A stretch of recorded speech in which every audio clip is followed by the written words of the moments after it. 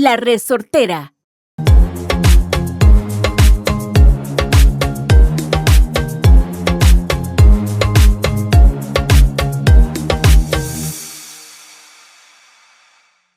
Okay. One more week of Pura Vida Perspectives. How's everybody doing? Sarah, how you doing? I'm doing great. Glad to be here again as always.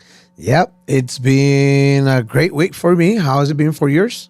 Busy. Busy as always. Good. Busy means good. Yes. I'm glad. And I want to thank you for taking the time to come over here and have these few minutes with me. I definitely enjoy them. It's like a really, how do you say it? Relajación. Oh, relaxing. Like a relaxing time. Yeah. Yeah. Yep. It's relaxing. It's fun. All right. So today we have a delicate topic that has been going on for months in Costa Rica. Dollar exchange rate. Mm-hmm. It's a bit complicated because for some people, dollar being low means good. For some people, dollar being low means bad. For some people, dollar being up means good, and dollar being up means bad. It's complicated. Yeah, absolutely. Evens out some way, but I know today we're going to kind of talk about some of the facts, some of the effects that it has, and I guess just a little bit of our own perspectives on the topic. Yeah, because, we earn dollars because we're in the tourism business. But most of your expenses are in colones, right? Yeah. You pay electricity in colones, you pay water in colones, your internet is in colones, your phone is in colones. Groceries, all of it. School, for my daughter, everything colones. Yeah, all my expenses here in colones. So again, it's a bit complicated because now that the dollar being so low, you're making less money. That's correct. Than what you were making 2 years ago, a year and a half ago. Mm-hmm. But for some people that earn colones and have their expenses in colones, might not even represent a bit of a change because cost of life in Costa Rica is the same as it was 2 years ago, or even more expensive. Mm-hmm. Yeah. To other people, it will represent a benefit because if they have bought a house and their loan is in dollars or bought a car and they lease it in dollars, they're paying less. Yeah. Yep, absolutely. So I know for some people, it's definitely been a good thing. Other people, I see on the message boards, what happened with the dollar? What's going on with the dollar? So we did pull up some numbers. We'll go over my, not hypothesis, but I guess just to show some people a picture of what's happened. Okay. So I moved here in September of 2015. Okay. So the dollar around that time, actually, I want to explain a little calculator trick of what I do too, because this is going to help anyone who's traveling here in Costa Rica and anyone who lives. I know the exchange rates can be very confusing. So whether you have internet on your phone or you don't, this is what I would do to calculate the quick exchange rate. Well, first of all, you have to know the exchange rate of the day. For example, today it's 502. 502 colones equals $1 US. If you're Canadian, you have to figure out that other number. So in September 2015, it was 532 colones equaled $1. Okay. So if you had, $100, that equaled, 53,200 colones. Right. And then in July of 2022, that's around the time where the dollar raised. Went up to the roof. It went through the roof. So in July of 2022, the dollar was 688 colones equaled $1. So that means $100 was 68,000 colones, 68,800 colones. Right. Now today we're at 502. So sorry, I'm just getting repetitive. Sorry, today we're at 502. I was trying to explain this the best. So $100 is again like 50,200 colones. That's what $100 would equal. So from July of 2022 to today, it's kind of like your dollar's worth like $37 less. Let's say if you're thinking about $100. In July of 2022, you technically had about $37 more than you had today with just that $100. Does that make sense? Yeah. Again, like I said, it's a sensitive topic, but it's a lot of money. It is. At the end of the day, for just $1. It is. And I guess what I saw happen was, whenever I moved, the cost of the items was lower. So, even though the dollar was the 532, the cost of items was definitely lower. With the dollar raising over the years, again, I'm not a finance expert by any means. Yeah. This is just what I'm seeing. Yeah. Over the years, inflation, costs go up everywhere over the world. The cost of the dollar value went up. The cost of items in colones in Costa Rica started to go up as well. But now that the dollar has dropped, the cost of items in Costa Rica has not dropped. No, it's pretty much the same, or it depends on where you're going, even more expensive. Exactly. So that's where I think maybe that's where it gets tighter for some people. Us being in the, okay, for me, again, it's complicated. And like I said, it's sensitive because most of my family earn their money in colones. So for them, it's great that the dollar is low. For me, that I earn my money in dollars, it's complicated because I'm getting more money, even though I'm working harder to get more dollars, I'm making less colones. The tourism area has suffered a big impact on the dollar being down for such a long time because this price has been down for a while now, months and months. I just got off out of the internet that the company Dole, for bananas and pineapples, Yep. they fired 412 people less than a month ago in 7 different farms across Costa Rica. And that's because they're losing money on the dollar. So that means, jobs have been lost. Exactly. So at the end of the day, it's taking a hit on the Costa Rican people as well. And these Costa Rican people were making colones. In those farms, they were being paid in colones. But since Dole is selling their bananas and their pineapples out of Costa Rica, and they're losing money, so they have to let go of people. So at the end of the day, people that is making colones are suffering and are jobless because of the dollar being so low. Yeah. I guess some people in certain fields absolutely are. So again, that's why I say it's a sensitive topic, because even though you're making colones, but if the dollar is low, it's affecting you. In this case, these people working at Dole specifically. I know that some other hotels had to let go of their people because of the dollar being so low. They cannot maintain, their employees. And I know that at some other places, dollar is it's not affecting anybody, but it's not creating jobs either. See what I'm saying? Yeah. And, I've lived mostly around the beach areas, which is, touristic, and it does rely on tourism, and a lot of dollars are exchanged there too. So I think maybe in a lot of the touristic places that has an effect as well. Yeah. So You said the hotels. So hotels, restaurants, like you said, you live in a very tourism area. What are they gonna do to get some of the money back that they're losing with the dollars? They're probably going to have to raise the prices. There you go. Yeah. There you go. So when people from the States come here, or from Canada, or from Europe, or whenever they come, they're gonna say Costa Rica is expensive because I pay, $120 for a night at a hotel, and I came back, or I came before 2 years ago, and I paid $80. Same time of the year. So it's a complicated topic. Yeah.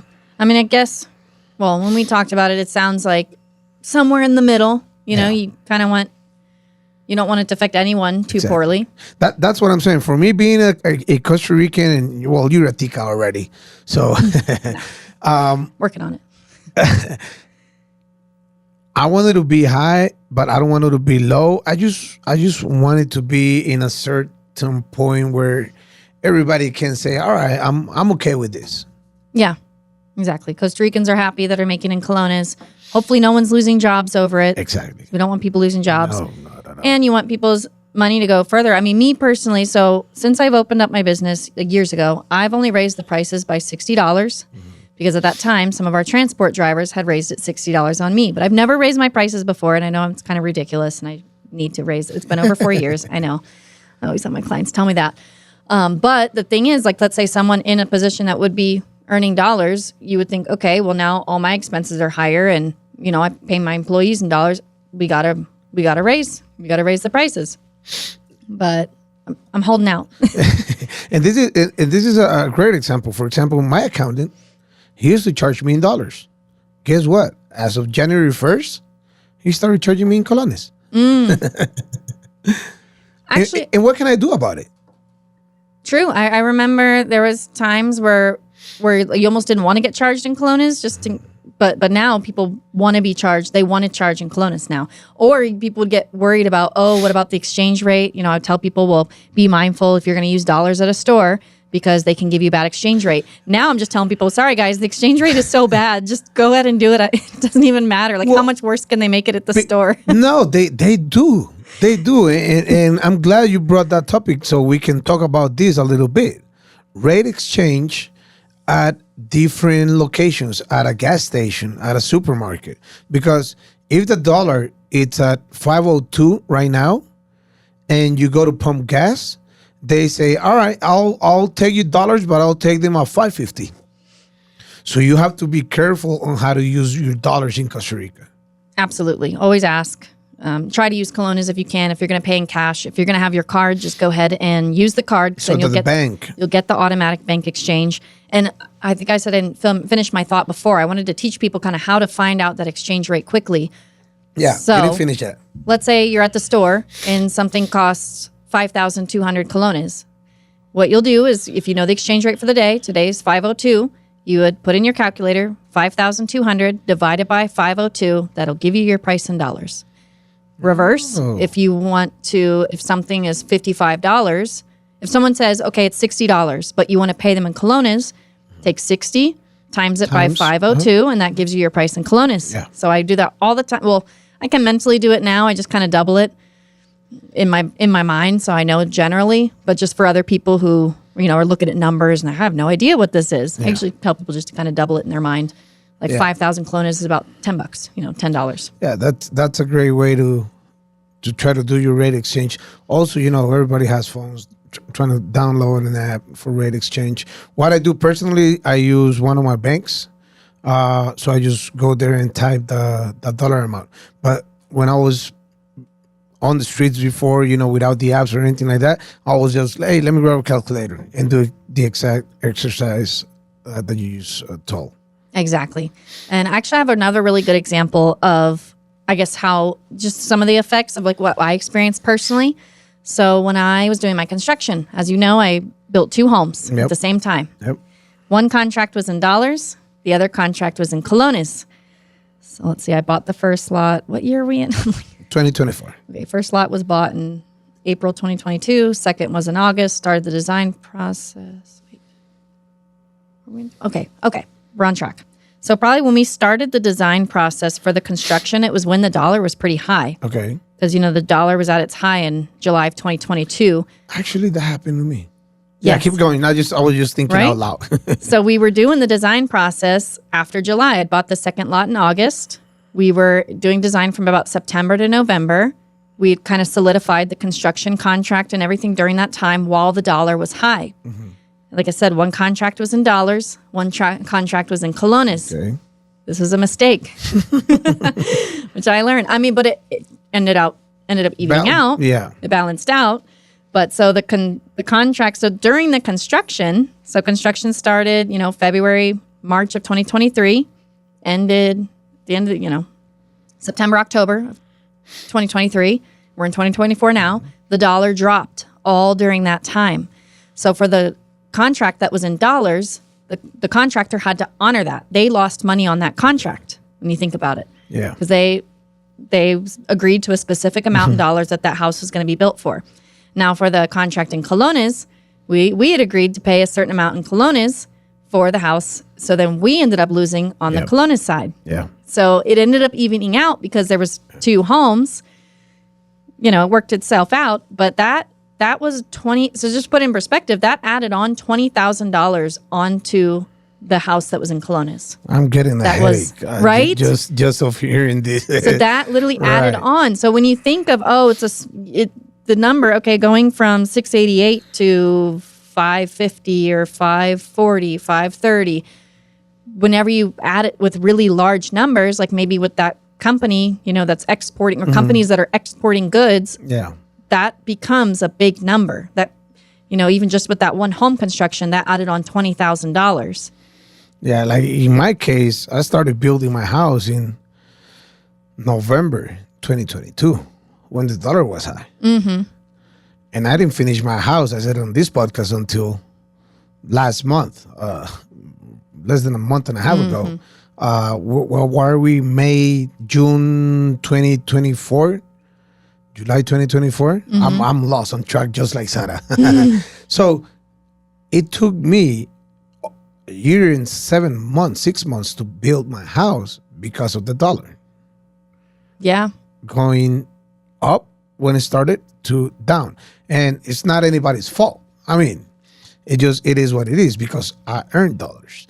But again, it's complicated because for some people, like if you have a loan, like I said at the beginning, and you pay dollars, you have to pay less. You have to pay less colones to your bank than what you paid before, That's a good thing. and that has helped a lot of people. Yes. So at the end of the day, maybe one day we'll get an expert, to talk more on this matter.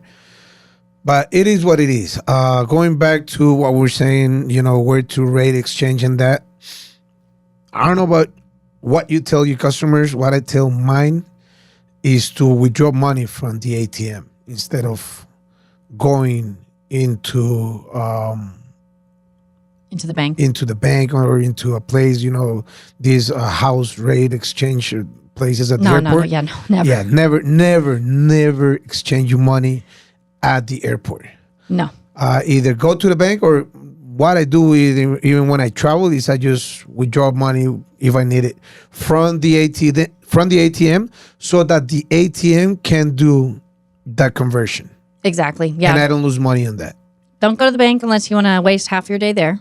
First of all, yep. We got to bring your passport, got to wait in line. And that's a common question that I get. Oh, well, where do I need to go to exchange my money? I'm like, just come with a little bit. If you need more, go to an ATM. There's ATMs many places in Costa Rica. Most places do take card here. Yeah. I know in other countries that's not always the case. When I was in Colombia a few months back, I had to use cash for a lot of things. But here, I guess any official business in Costa Rica has to be able to accept card. Yeah. What I tell people is the following. I say, all right, get off your plane, go to an ATM, withdraw 50,000 colones, that is around $100, put it on your left pocket, and whenever you have to buy food, groceries, eating at a restaurant, pumping gas, whatever, either pay with your phone or tell them, hey, can you bring the machine?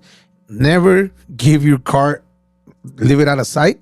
Always keep it in your hand and just boom, pay as much as you can with your debit card or credit card, so that your bank can make the exchange rate. Exactly. Because if you say you want to pay in dollars, they will, make you pay in a much higher exchange rate. Or if they hear you're not from Costa Rica or have an accent or don't understand what you're saying, you're probably buying a fruit for 1,000 colones and they'll sell it to you for 5,000, 6,000. Exactly. Yeah. And you don't know how much you're paying. They will give you the option sometimes. They'll say, do you want us to charge you in dollars or colones? And I always say colones, charge me in colones. Yeah, exactly. Yep. All right. So again, it was a complicated topic to talk about because, it's good for some people, bad for some people, but it's good that we provide our perspective. Yeah, this is just our perspective with our little bit of facts we were able to dig up. Don't judge us. We're not economists. We are not experts on this. We're just at least showing you maybe some personal situations on how this has affected us, how it's affected the country, but also some good ways that it has affected people. So, we got to again, like you said, for some people, this is a really good thing. For other people, this is not such a great thing. And that's just the way that life is sometimes. At and the end of the day, you just gotta take it with a pura vida There you go. attitude, and it is what it is. I mean, I'm not a political guy or that can make changes to make it higher or lower. It's just what it is. I live in this beautiful country, and I just gotta deal with it. Exactly. So hopefully this helps give you a little bit of perspective on it, and just for you to be aware. That's all we're trying to do, is just for people to be aware of some different topics. And All right. Thank you for joining us one more time. It was fun. Thank you, Sarah, for coming out with me and have this chit chat. yeah, it was great. Thank you. Have a great day, everybody. See you next time. All right. Bye-bye.